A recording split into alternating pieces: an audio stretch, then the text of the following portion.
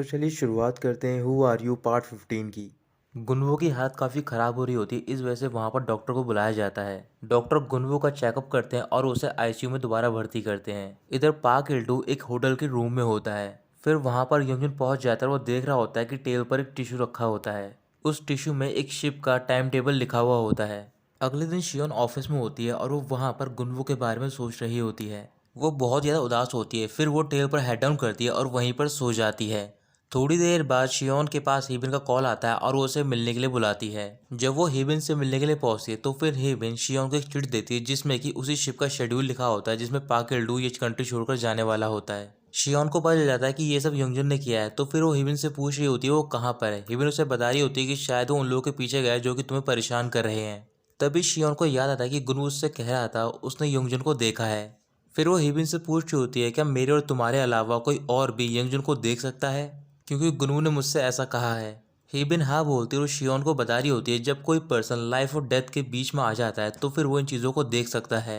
कुछ दिन बीतने के बाद शियोन पुलिस स्टेशन पहुंचती है तो फिर वो देखती है कि वहां पर बहुत सारे ऑफिसर बाहर की ओर जा रहे होते हैं। शियोन एक ऑफिसर को रोकते और उससे पूछ रही होती है कि तुम सारे लोग कहाँ पर जा रहे हो। ऑफिसर शियोन को बता रहा होता है कि जिस आदमी ने गुनवू पे हमला किया था हमें पता चल गया है कि वो एक टर्मिनल पे है और हम सारे वहीं पर जा रहे हैं उसे पकड़ने के लिए। ये कहकर वो चला जाता है। उसके जाने के बाद शियोन अपने पर्स में से वही चिट निकालती है जो कि उसे हिबी ने दी होती है। डायरेक्टर हिंगजू अपने ऑफिस में होते हैं और वो पाक इल्डू से बात कर रहे होते हैं। हिंगजू पाक इल्डू से कह रहा होता है कि मैंने सारे ऑफिसर को टर्मिनल भेज दिया है ये कहकर कि तुम वहां पर हो, इस वजह से तुम्हें जल्दी से निकलना होगा और मैं भी तुमसे मिलने के लिए आ जाऊंगा। कुछ देर बाद यंग जो पाकेडू से मिलने के लिए जाता है और उससे बोल रहा होता है मैंने तुम्हें कहा था कि तुम्हें अंडरग्राउंड रहना है लेकिन तुमने इतनी बड़ी प्रॉब्लम क्रिएट कर दी। पाकेडू माफी मांगता है और वो कह रहा होता है कि मैं सिर्फ यांगशियन को आपके रास्ते से हटा रहा था। यंगजू कह रहा होता है कि एक हफ्ते में मेरी अपॉइंटमेंट हो जाएगी तो फिर तुम एक हफ्ते के लिए अंडरग्राउंड रहो जैसे कि तुम मर गए हो। फिर उसे कुछ पैसे देता है और वहां से जाने के लिए बोल देता है। पागिल्डू के जाने के बाद यंगजू किसी को कॉल करता है उससे कह रहा होता है कि अगर पागिल्डू पकड़ा जाएगा तो फिर मेरे लिए प्रॉब्लम क्रिएट हो जाएगी तो फिर तुम्हें ही इसे संभालना होगा। थोड़ी देर बाद पाक इल्डू अपने होटल की ओर जा रहा होता है तभी वहां पर एक आदमी आता है और वो पाक इल्डू को बुरी तरीके से पीटने लग जाता है लेकिन वहां पर कुछ लोग पहुंच जाते हैं तो फिर इसी वजह से वो आदमी पाक इल्डू का पर्स और उसके सारे पैसे लेकर वहां से चला जाता है। इधर शियोन गुनवू से मिलने के लिए हॉस्पिटल गई होती है लेकिन अभी भी गुनवू को होश नहीं आया होता है। कुछ देर बाद शियोन के पास एक ऑफिसर का कॉल आता है और उसे बता रहा होता है मुझे पता चल गया कि पाक इल्डू कहाँ पर है। इस वजह से शियोन उस ऑफिसर से मिलने के लिए जाती है। वो दोनों क्लिनिक के बाहर अपनी कार में बैठे हुए होते हैं तभी उस क्लिनिक से पाकिल्डू बाहर निकलता है। पाकिल्डू के ज्यादातर बॉडी पार्ट पे पट्टी लगी हुई होती है तभी शियोन कार से बाहर निकलती है और वो उसे अरेस्ट कर लेती है। अरेस्ट करने के बाद वो स्टेशन लेकर जाते हैं और वहां पर कस्टडी रूम में उससे पूछताछ कर रहे होते हैं। शियोन पाकिल्डू के सामने नाइफ रखकर उससे कह रही होती है कि तुमने इस नाइफ से वोजिल और मूशिक को मारा है, साथ ही में तुमने गुनवू को भी मारने की कोशिश करी है। हमारे पास सारे एविडेंस है जो कि तुमने किया है। तुम्हें क्या लगता है कि अगर तुम अपनी लॉयल्टी रखोगे तो फिर वो लोग तुम्हारी हेल्प करेंगे? मुझे बिल्कुल भी यकीन नहीं है यंग पे कि वो तुम्हारी हेल्प करेगा तुम्हें यहाँ से बाहर निकालने में। कहीं तुम ऐसा तो नहीं सोच रहे हो जब तुम पे हमला हुआ है ये कोइंसिडेंस है, उस आदमी ने सिर्फ तुम्हारे पैसे चुराने के लिए तुम पे हमला किया था? पाकिल्डू शियोन से पूछ रहा होता है क्या तुमने उस आदमी को पकड़ लिया है? शियोन हाँ कहती है और वो बोल रही होती है कि उस आदमी ने हमें सारी बातें बता दी है। क्या तुम जरा भी क्यूरियस नहीं हो कि किस पर्सन ने उसे भेजा था तुम पे हमला करने के लिए? और शायद तुम्हें अंदाजा हो गया होगा। तभी पाकिल्डू गुस्से में यंगजो का नाम ले रहा होता है। फिर पाकिल्डू अपनी सारी गवाही दे देता है। कुछ पुलिस ऑफिसर उस पर्सन के पास जाते हैं जो कि डायरेक्टर यंगजू से मिल रहा होता है। वो एक पॉलिटिकल लीडर होता है और उसे अरेस्ट कर लिया जाता है। इधर डायरेक्टर यंगजू एक मीटिंग में होते हैं तभी वहां पर शियोन पहुंच जाती है ऑफिसर के साथ और उन्हें अरेस्ट कर लेती है। डायरेक्टर यंगजू पूछ रहे होते हैं क्या तुम्हारे पास एविडेंस है? तभी वहां पर पाकिल्डू पहुंच जाता है। डायरेक्टर यंगजू गुस्से में बोल रहे होते हैं कि ये सब ऐसे ही खत्म नहीं होगा। फिर उसे अरेस्ट करते हैं और वहां से लेकर चले जाते हैं। रात को शियोन हॉस्पिटल में गुनवू से मिलने के लिए जाती है और उसे होश आ गया होता है।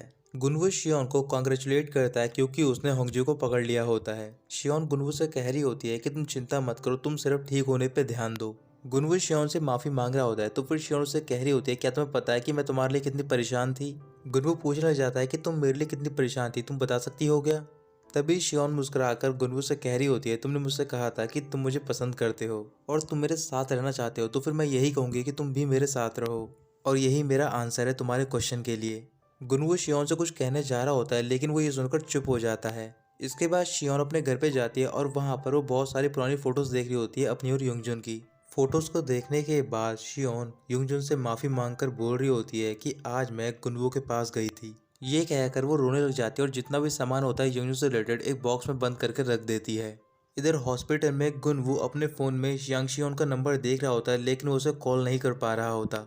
अगली सुबह शियोन ब्रेकफास्ट बनाकर ले जाती है गुनवू के लिए। शियोन गुनवू के सामने बॉक्स ओपन करती है तो फिर गुनवू कह रहा होता है, मेरे हाथों में दर्द हो रहा है, क्या तुम कुछ कर सकती हो। शियोन कहने लग जाती है कि तुम मुझे बिल्कुल ठीक लग रहे हो। फिर गुनवू से पूछ रहा होता है, क्या तुम ड्रामा नहीं देखती हो, तुम्हें पता होना चाहिए कि ऐसी सिचुएशन में ड्रामाज में क्या होता है।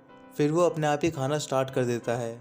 खाना खत्म करने के बाद शियोन सारे बॉक्स पैक करती है और वहाँ से जा रही होती है। तभी गुनवू शियोन को रोक लेता है और उससे बोल रहा होता है कि मैंने यंगजुन को देखा है, वो जिंदा है। फिर वो शियोन को नर्सिंग होम का एड्रेस बताता है और तुरंत ही शियोन वहाँ से चली जाती है। इधर यंगजुन हेबिन से मिल रहा होता है तो फिर हेबिन उससे बोल रही होती है कि अब सब कुछ खत्म हो गया है, अब तुम्हें यहाँ से चले जाना चाहिए, क्या तुमने शियोन को गुड बाय बोला है। यंगजुन मना कर देता है। दूसरी ओर शियोन नर्सिंग होम में पहुंच गई होती है और उस वार्ड का डोर ओपन करने जा रही होती है जिसमें यंगजुन होता है। जैसे ही वो डोर ओपन करती है तभी जो यंगजुन की स्पिरिट होती है वो हेबिन के पास से गायब हो जाती है। शियोन यंगजुन के पास जाती है और उससे देखकर रोने लग जाती है। इधर गुनवू हॉस्पिटल में शियोन का वेट कर रहा होता है। कुछ देर तक वेट करने के बाद गुनवू कह रहा होता है कि अब वो वापस क्यों आएगी, जिस पर्सन से वो प्यार करती है वो भी जिंदा है। मैं भी बिल्कुल इडियट हूँ, मुझे उसे बताने की क्या जरूरत थी, मुझे चुप रहना चाहिए था। शियोन डॉक्टर के पास जाती है और वो यंगजुन की कंडीशन के बारे में पूछ रही होती है। डॉक्टर शियोन से बोल रहे होते हैं कि हम यंगजुन के बारे में कुछ भी नहीं कह सकते हैं कि कब उसे होश आएगा। ये सुनने के बाद शियोन दोबारा यंगजुन के पास जा रही होती है। तभी वहाँ पर एक नर्स पहुंच जाती है। फिर वो शियोन को बॉक्स देती है और उससे कह रही होती है कि यहाँ पर एक पर्सन आया करते थे, उन्होंने मुझसे कहा था कि ये बॉक्स संभाल कर रखूँ। शियोन वो बॉक्स अपने साथ वार्ड में लेकर जाती है और वहाँ पर ओपन करती है।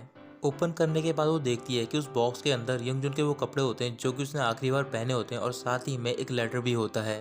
वो लेटर मूशिक ने लिखा होता है यंगजुन के लिए। उस लेटर में मूशिक ने यंगजुन से माफ़ी मांगी होती है और उसे बताया होता है कि उसे ये क्यों करना पड़ा है। मूशिक का जो बेटा होता है वो बहुत ज़्यादा बीमार होता है और उसके इलाज के लिए बहुत ज़्यादा पैसे चाहिए होते हैं।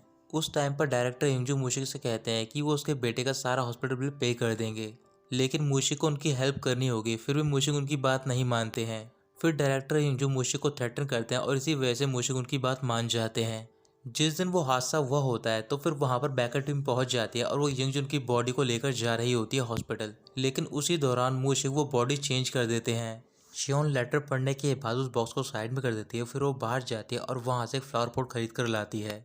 गुनवो हॉस्पिटल में होता है और वो अभी भी शियोन के बारे में सोच रहा होता है। शियोन वो फ्लावर पॉट यंगजुन के वार्ड में रख देती है और उससे माफ़ी मांगकर बोल रही होती है कि प्लीज़ अब तुम उठ जाओ, मुझे माफ़ कर दो कि मैं तुम्हारे पास बहुत लेट आई हूँ। तभी वहाँ पर यंगजुन की स्पिरिट आती है तो फिर वो शियोन से बोल रही होती है कि मैं तुम्हें स्माइल करते हुए देखना चाहता हूँ। शियोन उसे देखकर रोने लग जाती है। फिर यंगजुन बोल रहा होता है, मैंने सोचा नहीं था कि मुझसे ज़्यादा कोई तुम्हारी केयर करेगा इस वर्ल्ड में, लेकिन एक पर्सन है और वैसे ही मैं तो 6 साल पहले ही मर गया था। तुम्हारे सामने एक एम्प्टी बॉडी है जिसका कोई भी मीनिंग नहीं है। अब मेरा टाइम आ गया यहाँ से जाने का और तुम्हें उस पर्सन के पास जाना चाहिए जिससे कि तुम प्यार करते हो और उसके साथ तुम खुश रहो। तभी वो स्पिरिट डिस्पेयर हो जाती है और यंगजुन की वहीं पर डेथ हो जाती है। तभी वहाँ पर गुनवू पहुँच जाता है और वो देख रहा होता है कि शियोन यंगजुन की बॉडी के पास जाकर रो रही होती है। तो दोस्तों यहीं खत्म होता है पार्ट 15।